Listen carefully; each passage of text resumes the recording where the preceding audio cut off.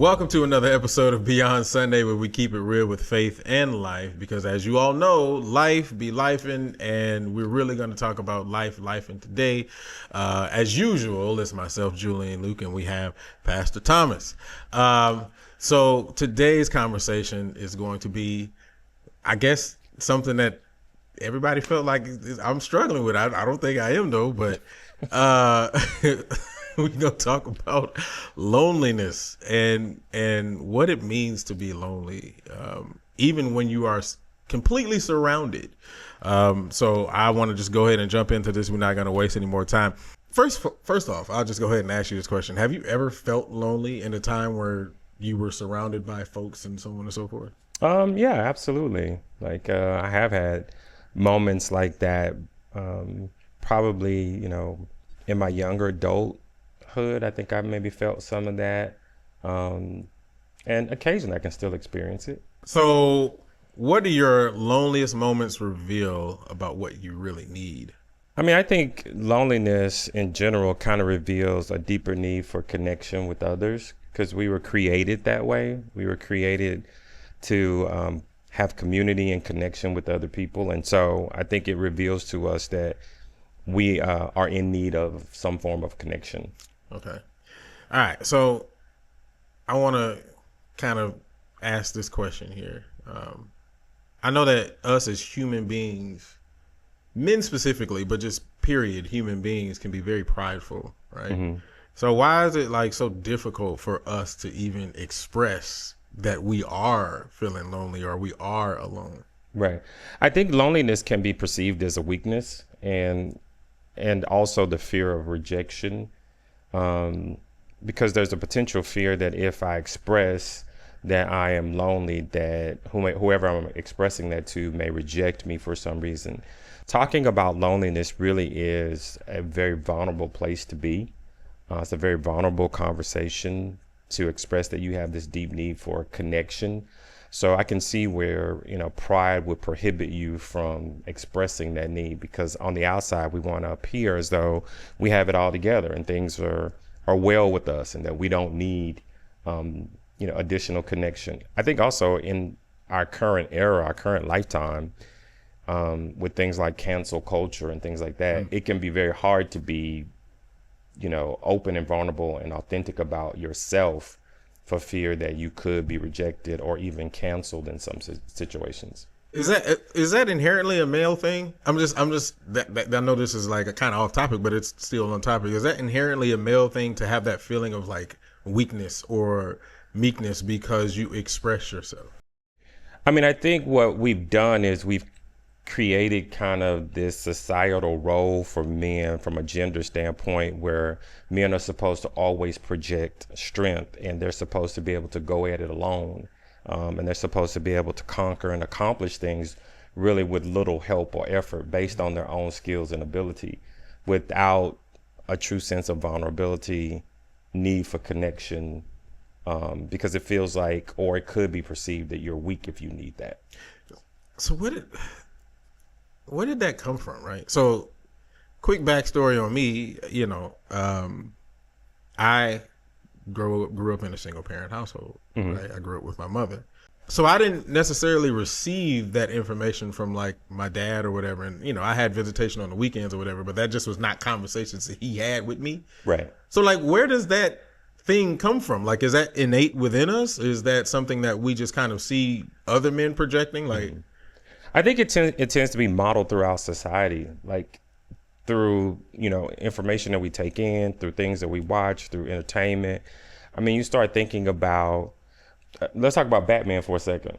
Batman, great deal of strength, virtually little connection with hardly anybody, and goes at everything alone based on his own strength, right? And so we see this modeled over and over again through entertainment. We see this model over and over again, even sometimes with sports figures. Even though they're a part of a team, we have a tendency to elevate certain sports figures over the rest of the team and really focus on that one individual. Mm-hmm. We make comments this person strapped the team on their back, right? And they took the team to victory all by themselves. sometimes forgetting that there is a team effort, that that person is connected to their team members, and that the team ultimately plays some type of role in their victory.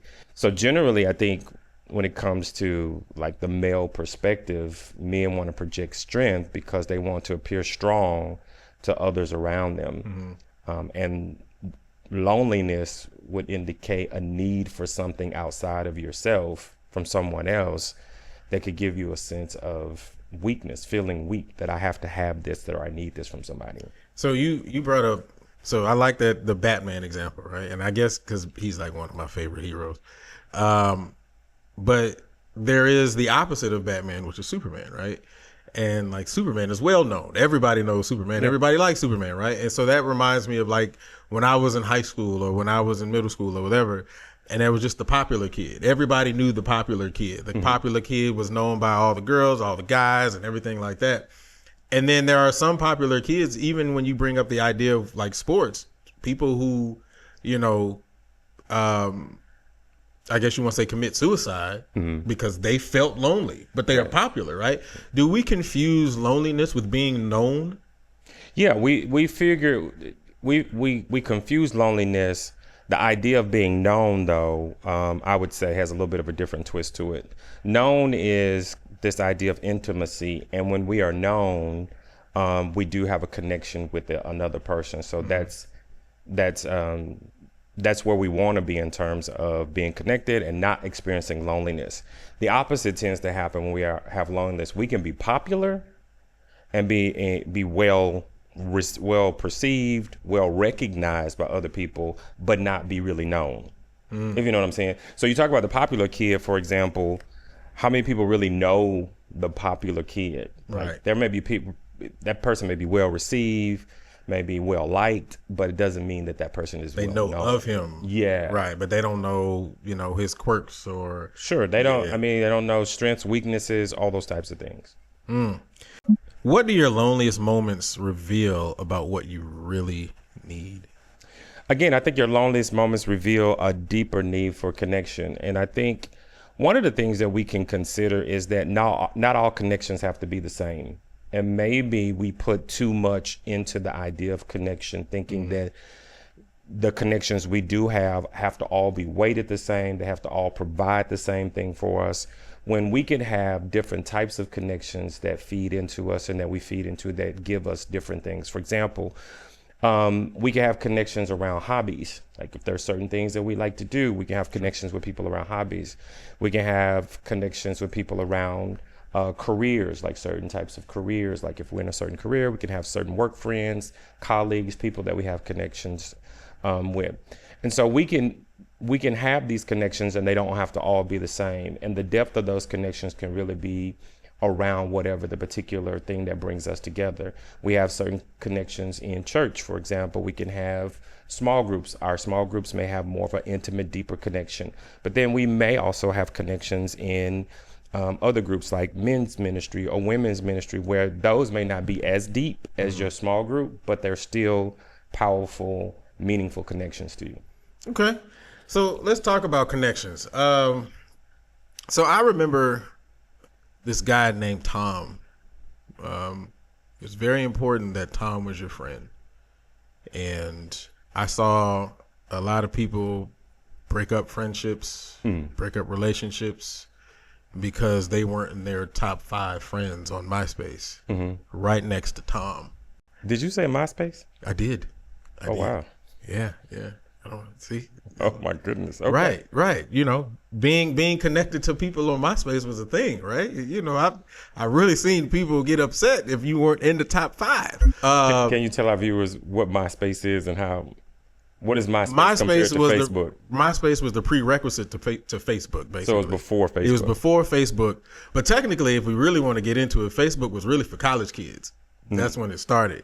And if you want to go before MySpace, you had Black Planet, you had College Club, you had a lot of other things in there. Okay. And then, you know, AOL. And these were social platforms. Social platforms, okay. Yahoo Messenger, MSN Messenger. Yeah, I'm really kind of dating myself here. But nevertheless, so you had all of these things. And even now when you talk about Facebook or Twitter, Instagram, all these things, people gather all of these people who their quote unquote friends are, right? And we put ourselves out there in the social media space and we talk about all of these things, but then we kind of project ourselves as a specific person, Right. and that's not really who we are, right? Do you feel like, you know, people know the real you based on your social media or how you present yourself, or do you think that people know the real people out there based on how they project themselves in social media? No, I think I've always been of kind of the opinion that social media is kind of a curated version of who people are and what's happening in their lives. I mean, some people obviously probably do post certain things, but I don't get the sense that I know a lot or have a deep connection with people because of social media. It's kind of a way to kind of keep tabs or keep, you know, kind of a loose connection for me with, you know, people that may have been in my life or have been in my life for a period of time, but I don't feel a sense of intimacy or feeling as though I know or am known in those situations. It's kind of like, oh, that's cool, they went on this vacation to England or whatever, but I don't really know what's happening in their life. Like, I don't really have a picture of that. I don't have an understanding or connection to that. Why do you feel like some people feel like they're connected to people based on social media? Like, people feel like because they're quote unquote friends with celebrities, that they know them, right? And then those celebrities owe them conversation, or if they see that celebrity out, they feel like they have to be able to be connected to that celebrity. Well, I think it goes deeper. I think it goes deeper to the sense of who teaches us about healthy connections and what true connections are. Who teaches us about what intimacy really is. If I say intimacy, for some people, only one particular type of intimacy comes up, but there are multiple types of intimacy, of being known, to know someone and to be known. And it's not just, you know, one particular category. And so I think if all of your connections or a lot of your connections have been in a digital world, then your understanding of connections, that's what it's going to be. That's going to be the level of connection that you have and you continue to work to sustain. Because I'm a more personal connection may be unfamiliar to you and maybe in some ways out of reach. Oh boy. Okay. So I kind of want to stay on this digital connection that you just said, because something just popped in my head that I can't stand that happens in social media, right? I can't stand when people put up like these vague messages. Be like, oh, I can't stand when this happens, and then they just don't say anything, and then people are like, what's going on? And they like, I can't stand. My favorite one is please pray for me. Don't ask questions. Yeah, I can't stand that. I can't. Okay. That makes me so frustrated. But why do you think people do that? Why do you think that people all of a sudden just go ghost all of a sudden when, you know, and want to be alone in those moments? Well, I mean, I think, you know, for some people can experience like overstimulation, where too much stuff is happening around them. They can feel overstimulated by all the events and things that are happening and how to respond to those. Sometimes people can, you know, be triggered to a state of depression or anxiety where avoiding certain things or isolating themselves is something that becomes more comfortable. So isolating yourself from any form of connection, any form of interaction can be a way of kind of protecting yourself and not having to deal with emotions that go along with those connections. I mean, I get it. I also feel like, you know, a lot of times, and I guess this is just me, a lot of those times, those are when you really need people the most. Yeah, absolutely. I think, you know, leaning into the idea that you need people, but you need to have safety in terms of who it is that you're leaning on in those times. Yeah, you can't trust everybody. Right. All right. I want to jump to relationships for a second. When you have a husband and a wife, is it possible to feel lonely even with your husband or your wife or your significant other? Absolutely. I mean, I don't think close proximity or even relationship itself means that a person doesn't experience loneliness. Because again, loneliness has to do with an emotional connection. It doesn't have to do with physical presence. Physical presence can be a part of it, but there's a deeper part of it, which is going to be the emotional connection. Do I feel an emotional connection with this person? Do I feel seen? Do I feel heard? Do I feel that I can share with this person and be vulnerable and they can share back with me? And you can be in relationship with someone and don't experience any of that. Or you can experience that at even a very surface level and still struggle with loneliness. And that's even if you have not just your significant other, but you also have a plethora of kids and all Absolutely. that kind of stuff. You can have that in families, right? You can have that between parent-child. You can have that between, extended family members where you can be in a family but don't and still feel lonely in that family, don't feel known in your own family. Is that a personal thing, or is that like you're not making the steps to communicate and be verbal and be open? Mm-hmm. Is that what that is, or? I mean, I think you bring up a good point. I mean, for some people, connection has been a traumatic experience. Like they have tried to connect, or when they have connect, they've experienced betrayal, they've experienced hurt. They've experienced something that makes it very difficult for them to continue to have connection or to maintain connections with other people. Mm-hmm. And so it can be something that has happened in their past.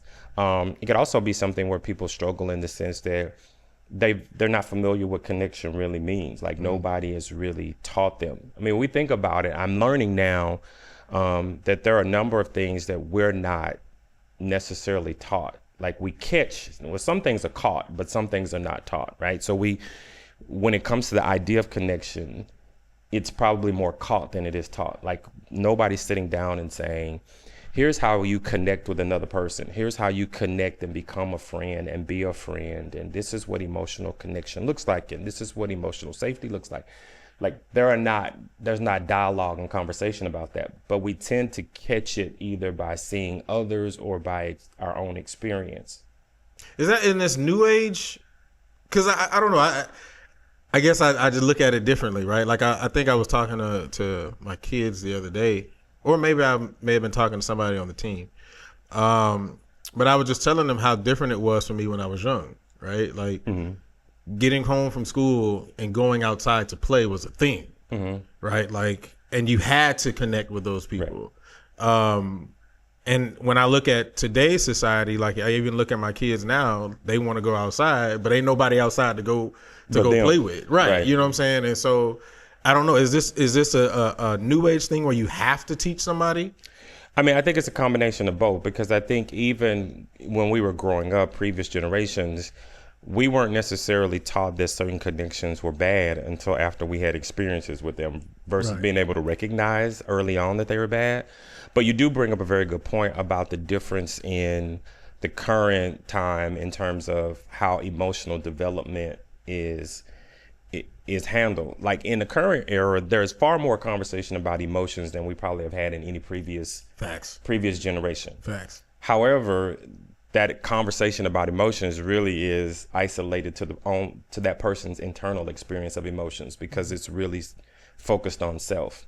But then you bring up a good point about our ability to be able to relate to others and connect to others has been kind of stripped away, because even children don't get that opportunity. Like they don't. Yeah. You think about growing up, when you went outside to play, if you guys were going to play a game, you had to figure out the rules. Like you had to police yourself. Like you had to work out disagreements. Bubblegum right. You had to figure things out. There was a lot more to be done in that situation. And through those experiences, you found, common connection, and then you might find a best friend, and you might have a lifelong friend that was a childhood friend, somebody that you just did things with, and that continued. Now, we've created a situation in society in particular where our children technically are far safer than they were in previous generations, if you think about it. Because in previous generations, a kid could be sent 4 streets over, no cell phone, no nothing, to go visit somebody and to go hang out with a friend, go ride their bike, go do all that.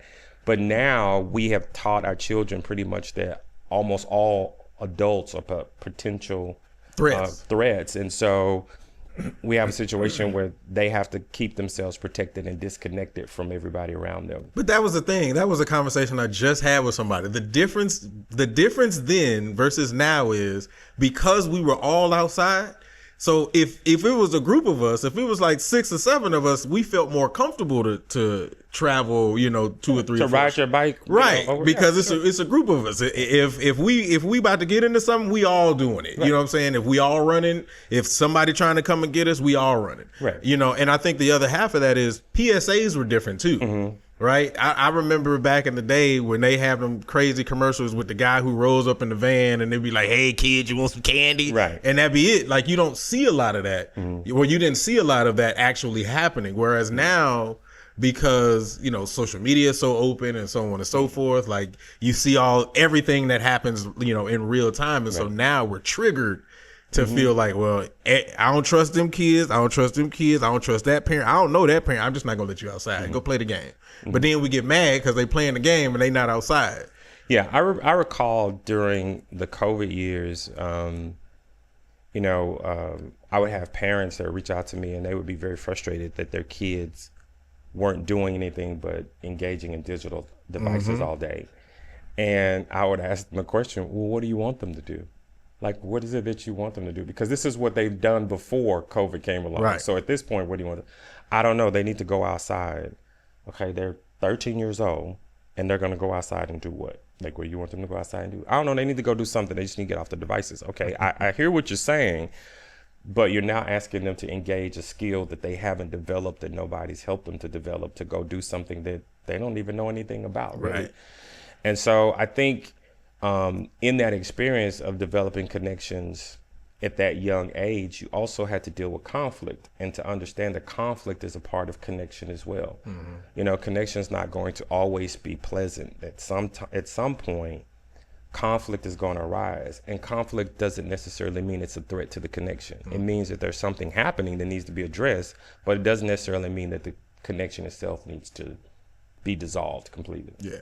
And I think too, and I say this all the time, I think too, what we had on TV back then was a lot different too. Like, there were a lot more programs that showed kids being active and being outside. And so we thrive to want to do that, right? Like Double Dare. Like, I wanted to be on Double Dare just because I wanted to run through slime and be active, right?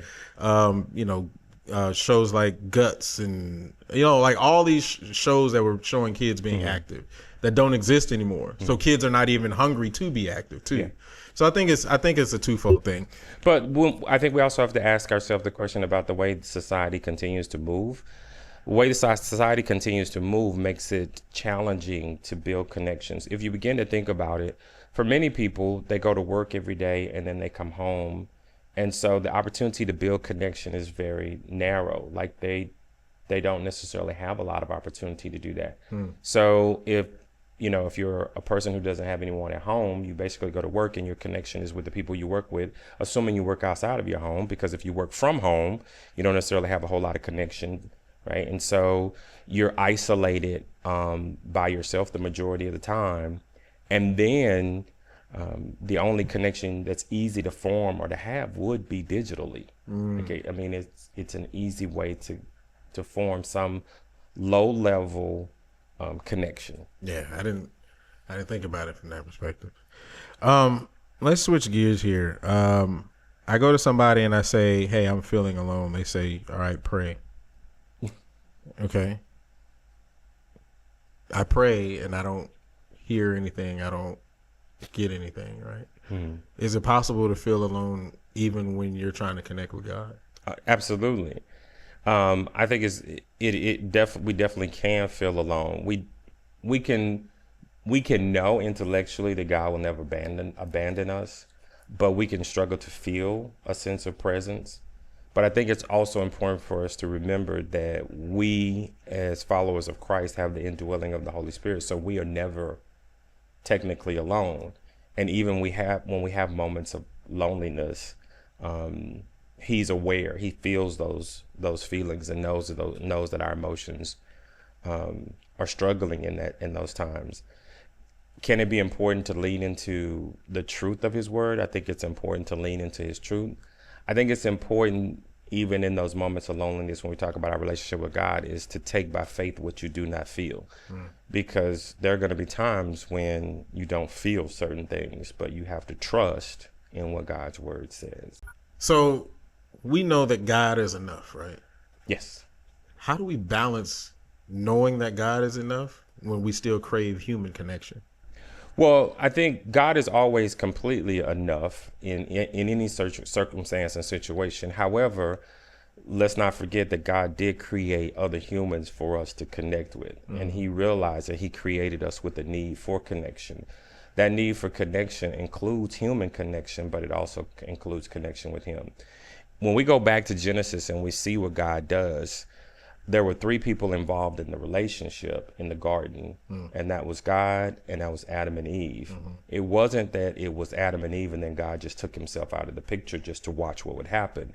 But scripture shows that he would join them in the cool of the evening, scripture says, so that there was a relationship between the three of them. So yes, he is enough, but he has also blessed and granted us human connection as well. Let's say you have a parishioner that comes to you and says, I'm struggling with loneliness. Would you just throw them like in a small group and just be like, all right, and hope for the best? Or, is there a step process that you go through? No, I think it's important to talk about, how long this has lasted, what's going on in their life at that particular moment, because some loneliness can be a result of life changes, right? So a parishioner comes to me and maybe they just recently moved to the area. Okay, great. So then it's about connecting them with other like-minded people who have things in common, people at a similar stage of life, similar experiences. So that could be the reason. Or somebody comes and they're struggling with loneliness, but they have fears about connecting because of maybe recent things that have happened in their life. And that's when we start talking about having people to come alongside of them and to walk through their experience and their emotion and help them to process and be comfortable with the idea of beginning to connect with people. Or there are those people that say, hey, I'm ready to connect. I just haven't done it before. I'm ready to get in. And then, yes, you plug them in, you help them to get plugged in somewhere and start connecting with others. Yeah, so I guess you're saying it kind of depends on the person, right? I think it depends on the person. I mean, but I do think you raise a good point that if the church just treats every situation exactly the same, we really begin to miss that particular sheep may be experiencing something different than all the other sheep and may need to be addressed differently in that moment. Can God use loneliness to develop something in us? Absolutely. I mean, God can use loneliness as a way for us to learn to depend on him, to lean into our relationship with him, but also to quieten the noise around us. Loneliness can be a way for us to be still and know that he is God. And to have moments like that where we are able to hear him more clearly, to see him more clearly, to also have the opportunity for him to examine us and to confront things in our own self that may be hindering our connections and preventing us from having healthy connections. And so sometimes the Lord may get us by ourselves on purpose, and we may feel that loneliness even deeper, but it's his way of dealing with what's going on inside of us. And what would your suggestions be on anybody who's feeling lonely, anybody who's feeling alone, even in the space where they're surrounded by people, even when they have the dopest social media pages, right, whether they're, all these big name people? What would be your steps to get out of that or kind of free yourself from that loneliness? I mean, I think there's a couple of things. One is asking yourself, am I open to connection, to intimate connection with people and to be known, because if I'm guarded and I'm not open to that, then I need to start working on what is it that prevents me from being open. What prevents me from being open? I think the other thing is asking the Lord for wisdom and discernment about where and whom do you build connection with, right? Like, who do I build this connection with? And then I think the third thing obviously is just a willingness and an openness to take the first step to begin to engage in connecting with others. Okay. Any final thoughts? Anything you got? No, I think my final thought is, if we're experiencing difficulties with loneliness, I mean, understand that we are cared for, we are deeply loved by God.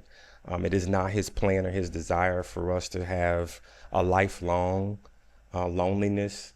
That he can do things in the midst of our loneliness, but ultimately it is his plan, his desire, his will for us that we have healthy human connection.